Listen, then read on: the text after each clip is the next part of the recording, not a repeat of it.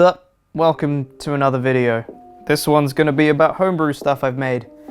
UK is going into another lockdown, so we got some real lockdown vibes. For this video, I'm just gonna be lying down and talking. So, I just wanted to go through some homebrew stuff that I've made, because why not, right? Making homebrew stuff is really fun.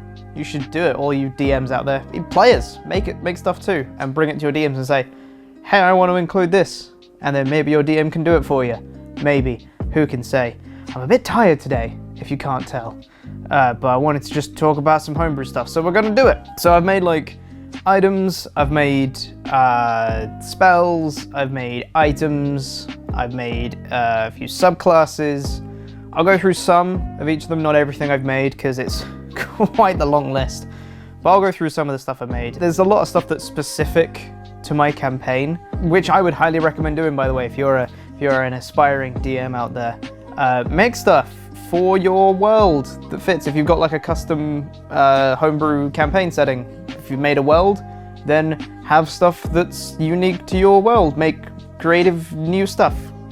So for one of these, I know there's a guy, also people that are in my campaign or my second campaign that's coming up, you know who you guys are. You're banned from watching this video because there's going to be a lot of stuff that you guys haven't encountered yet that's in this campaign. So if you're watching, Liam, Dave, Mercy, Will, Rufus, Michelle, yeah, stop, all of you now, stop watching.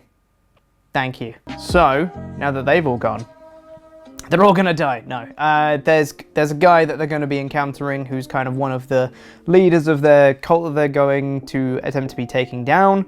And dude is like basically a big old fighter man. He's got a high strength icon and he's got a magic greatsword, which is a +2 greatsword to start with, which is pretty good. It also deals an extra 1d6 necrotic because they're this weird culty thing that deals with that kind of stuff. Extra 1d6 necrotic upon every successful hit, and if the weapon hits a target successfully twice on the same turn, they've got to make a wisdom saving throw DC 15, or on a failure, they then have disadvantage on their next attack roll. So if he manages to hit twice with the greatsword, he gives them disadvantage on their next attack roll against him. So it's basically him just being better at hand-to-hand combat than them is the idea behind it. And it does a little bit of extra necrotic because that's what they do. Similarly, there's another one that they have actually seen in action, but they don't know like the ins and outs of it. They've just seen one arrow fired from this bow, which I've named Shadow Piercer, because edgy names are sometimes fun. Which is a longbow. It's a +2 longbow. It deals an extra 1d4 necrotic upon a successful hit, but upon a successful hit, the target has to make a strength saving throw, DC 15. On a failure, they are restrained for 1 minute, or until they can use an action to break free, also, you know, DC 15. So yeah, basically it's a longbow, and with every hit, they get to make a strength saving throw, or they get restrained, which I think is fun. The way that role-playing wise is like shadows are coalescing and like binding them in place, like shadowy like chains, like bind them in place is the way it works. I've got a couple of other homebrew items. You know what, I'll do them now. I think these are probably some of my best things I've made because they're really chaotic and fun. So what I've got, there's an item called, which I have dubbed Jackpot's Folly. Which I'm not going to tell you everything it does. In fact, no, I will, because my campaign people aren't watching this video, are you? So I'll tell you what it does. So basically, what I wanted it to be, the idea, the premise behind this item is that it's supposed to make getting a crit feel amazing. Crits are like the coolest thing in the world when you have this item. But also there's a big old drawback. There's a chance, because I like chaotic items like this, there's a chance where stuff can just go all sorts of crazy from it. So once you get attuned to this ring, you score crits on a 19 or a 20, or if you already have that, then it would be an 18 to 20. And when you get a crit, the damage dice, because I do normal house ruling for me is that when you get a crit, the dice are doubled. But if you've got this, the dice are tripled instead of doubled. and all damage dice get to be re-rolled with either total being used. So they essentially get like Savage Attacker as well. So they get to re-roll the damage dice and pick the higher amount, and the dice get tripled. And they score a crit on a 19 or 20. It's really good. Really, really good when you score a crit. However, because it's called Jackpot's Folly, when you roll a 7 on the d20 for an attack roll, I, the DM, get to roll upon an effect table, and something happens. And if you roll a 7 3 times in a row for 3 consecutive attack rolls, the ring instantly just disintegrates into dust, and you lose it forever. Jackpot's Folly. So the idea, I took a lot of inspiration for this from the like Sorcerer's Wild Magic table, which is really fun. And basically all the effects are bad. None of them are like good, but some of them might be like comedic and harmless depending on the situation. So I'll very quickly go through the effects. It's a D100, and basically I've got a different effect per 10, and then one for 1 and one for 100. So if they roll a 1 on the D100, they detonate a 3rd level fireball on themselves and they automatically fail the saving throw. Good fun. On a 2 to 10, they instantly lose 2d10 hit points, and their hit point maximum is reduced by this amount as well, and all the other associated effects with that. So if you fall unconscious from this damage, you instantly fail 1 death saving throw. If your hit point maximum is reduced to 0 by this effect, you instantly die, which is great. On an 11 to 20, if you roll that, you can't speak for the next minute, which is like, you know, if you're a spellcaster, that's pretty bad. Can't do any verbal spells for a minute. 21 to 30, the nearest creature to you is struck with 3d8 lightning damage, which I really like because that could be an enemy, but it could very well be your friend. 31 to fusion, God, my brain. 31 to 40, the ring casts confusion centered on yourself. 41 to 50, you begin glowing with a bright light in a 30-foot radius for the next minute. Any creature that ends its turn within 5 feet of you is blinded until the end of its next turn. I just think that's funny. They're just going out, because the person who's actually got this ring in the campaign is a monk.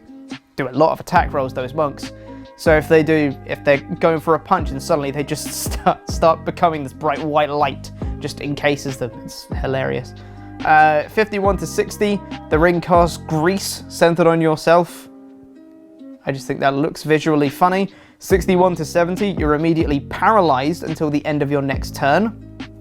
71 to 80, you're instantly blinded for 1 minute, which has happened so far. 81 to 90, you immediately fall asleep. You are considered incapacitated. At the end of each of your turns, you got to make a DC 16 Constitution saving throw. On a success, you wake up. On a failure, you stay asleep.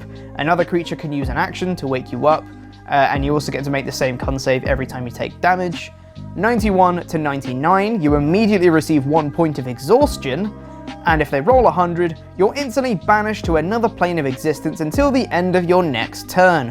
While banished, you're considered incapacitated. You reappear in the space you left, or the nearest unoccupied space, if it is occupied. And then I have another table, which is like rolling a d8 to see what plane of existence they get banished to for a round, which I think is quite fun. Okay, now this other one is super broken. Would not recommend having it in your campaign. It's so crazy strong, this item. Would not recommend doing it. It was an experiment. I put it in my game. I'm fine with keeping it in, but it is kind of broken. So essentially what it's called Dragon's Justice. And the appearance of it is it's essentially like colorless dragon scales. So imagine they're like mirrors. So it just reflects all the color that's around it. It's colorless dragon scales. And essentially they're arranged in a way, think of it like NFL shoulder pads. That's the way they're arranged. There's 2 big blocks of dragon scales joined in the middle, and then down the back there's like a narrow strip of dragon scales that's like a tail, so to speak. You can attune to it by placing it over your head. The 2 bits sit on your shoulders, and the thin tail down the back aligns with your spine. And then you can attune to it, which takes 8 hours, and the creature receives a point of exhaustion, and it gets affixed to them. It literally like fuses with them, so they can't take it off. It's like part of them now, unless, you know, maybe like a wish spell or something could do it. Who can say? But it has some pretty neat effects. So it gives you a +1 to AC, but it's not considered armor. So if you still want like unarmored defense, you can still get a +1 to AC, which is pretty neat. Considering I've got 2 monks in my party, that's neat. Also, you get to choose a color each dawn, which is one of the metallic dragon colors. So black, blue, green, red, white. You get to pick one of those colors, and at dawn the scales change to that color. And each color has different effects, essentially. What each color does is it gives you a resistance, 1 use of a spell, and 1 use of a breath weapon per day. Which is pretty neat, and they're all associated with that color of dragon. Why is my brain today? I can't form sentences. So if you choose black, you get resistance to acid, blue, lightning, green, poison, red, fire, white, cold. You get the breath weapon of, I believe, a young dragon. Might be an adult one. Looking at these numbers, seems like an adult one. Acid is 11d8 acid. Blue is 10d10 lightning. Obviously, it's still like 60-foot line, 30-foot line, deck saves, all that stuff. So it's basically just the straight ripped breath weapon. I'm assuming from an adult dragon, because the numbers are pretty big. 12d6, 16d6, 10d8. There's big numbers. And also they get one spell per day as well. If you choose black, you get Hunger of Hadar. Blue, you get See Invisibility. Green, you get Blight. Red, you get Flame Blade. And white, you get Sleet Storm, which is cool. But then, seriously, if people in my party are still watching this, now is really the time to turn away, because it's going to actually be spoilers for the campaign. So don't be watching, thanks. But the catch is that it's kind of sort of cursed, in that if they keep the same color for 2 days in a row, when they first use either the spell or the breath weapon, they've got to make a wisdom saving throw. The DC for it begins at 14, but goes up by 2 for each day they choose to keep the same color. And upon a failure, they begin to glow, their eyes begin to glow the color of the scales. They're blinded for 1 minute and can only see this color, and their eyes emit dim light in a 5-foot radius. That's the first one. If they do it again and they fail on a second failure, the user gets blinded for 1 minute, their eyes emit dim light in a 5-foot radius, and a sense of greed and rage overcomes them, lashing out at any creature that's near them. For the next minute, the user sees all creatures as hostile and attacks the nearest creature to them with a melee weapon or a cantrip if they do not have a melee weapon. Upon a third failure, the user's blinded for 1 minute, their eyes emit dim light in a 5-foot radius, and a sense of greed and rage overcomes them. For the next minute, they see any and all creatures as hostile. Their breath weapon immediately recharges if it's been used, and is immediately used against the nearest creature to them. Fun. Like I said, I really like chaotic stuff. The failures reset if the user changes the color of the scales at dawn, but they do not reset if they succeed on a saving throw, but keep the same color. So it's just a bit nuts, basically. You get loads and loads of these crazy, really powerful effects, and I'm not disputing the fact that that's broken, because it really, really is. But basically what I want to do is instill fear in that person. The first time that I go, cool, you're going to use that spell, I need a wisdom saving throw. I want them to be like, what? Which I'm hoping that they do. So it's going to be really good. And then, you know, just the idea of them potentially killing one of their party members by like refusing to change the color, they get attached to a certain color, and they continue to do it against all odds despite all the evidence that this item is messed up. They're like, nope, I'm going to use a breath weapon, and they go for it, and then it immediately recharges, and they use it again on their friend. Just like, that's really fun to me. I just really like the sound of that, so I like it.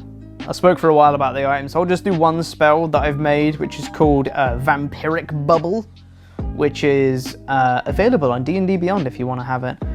Which essentially, it's a 3rd level spell, it's an action to cast, The idea for this one was they were facing a guy who was pretty strong with magic, but he was super duper evil. He kidnapped someone. He had this kind of underground secret layer, essentially.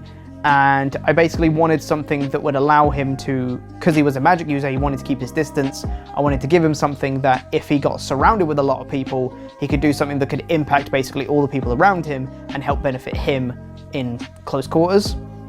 So Vampiric Bubble is they essentially create a 10-foot radius sphere of energy originating from themselves. It travels around corners and all that stuff.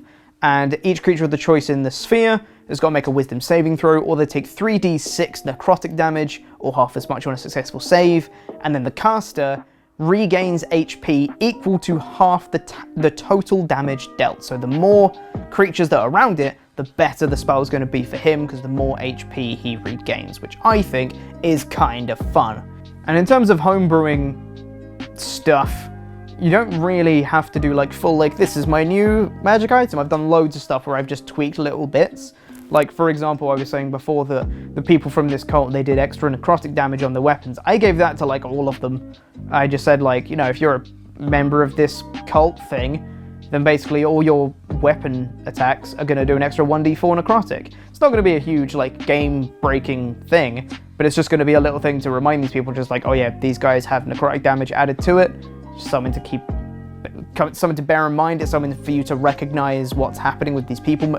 Maybe, you know, they're fighting someone who seems to have no connection with this party, and suddenly it does an extra 1d4 necrotic, and the party's like, oh, he's got a weapon that's like those other people. Maybe he's part of this cult thing. It's like a recognizable trait that all of them have.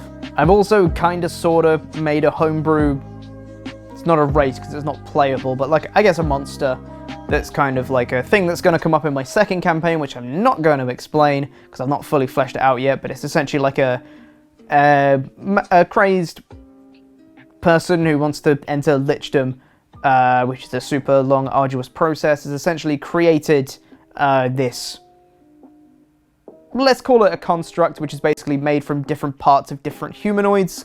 So they've got, like, you know, these weird, like, goat legs or whatever, and various parts of different creatures and things like that that make them up. But they're, like, super dexterous, really, like, dangerous, and they can inspire fear in people. They're like faceless, so they've got no features on their face at all. They have like a mask above their where their mouth would be, but if they pull it down, they can like have a fear effect kind of thing. I think that's kind of fun. It's gonna be pretty cool. And then we get to subclasses. So I've made a few of them. I'm doing them in prep for my second campaign. Whenever that comes around, it'll be a while yet, but there's a couple. I'm going to have a link in the description to a couple of them, which are not necessarily specific to my second campaign. There's one for a barbarian called Path of the Psychic, which is essentially like a barbarian that can not only hit super hard, but also they can mess with your mind. I didn't want to change what a barbarian was. I didn't want it to be like, barbarians now can do mind tricks, and just that. I still wanted him to be a barbarian that could still hit with their hammer or their axe or whatever it may be. But I just wanted it to have an extra, like, an extra flair of psychic prowess, because I feel like psychic damage is not done anywhere near enough in D&D, so in 5e in particular. So I think something that I wanted to get across was, you can do psychic damage because that's cool. You get to mess with people's minds in that way. And also, it's just a fun thing for a barbarian to hit you with something and it messes with your head instead of what they hit you with. I think that's fun. I'm not going to go through the whole thing. You can check out the links in the description for both the subclasses that can be linked there. And then I've got a Warlock subclass, which is kind of specific to my campaign, but it could totally be reskinned to something like Pact of the Demon Lord. It's very much to do with the Abyss, so it'd have to be like a demonic entity as your patron, which I think can totally work. Like a super strong demonic entity. Yeah, a Demon Lord Lolth or something like that would be cool. The way I can picture it in my head is it's basically like you have a small part of the Abyss that's inside you. And as you grow as this warlock, that part gets stronger and tries to like corrupt you, essentially. And the point of the magic that you do is to corrupt other things, because that's the whole point of the Abyss, right, is corruption and decay and stuff like that. So that's what you would be doing with your magic. So you get spells like Bane, Inflict Wounds, Blindness, Deafness, Phantasmal Force, Feign Death, Slow, Black Tentacles, Phantasmal Killer, Destructive Wave, Dominate Person. Like, you get a lot of stuff that's like, corruption, I'm gonna mess with your senses, I'm gonna mess with your mind kind of thing. Like, that's a lot of the vibe that I wanted to go for it.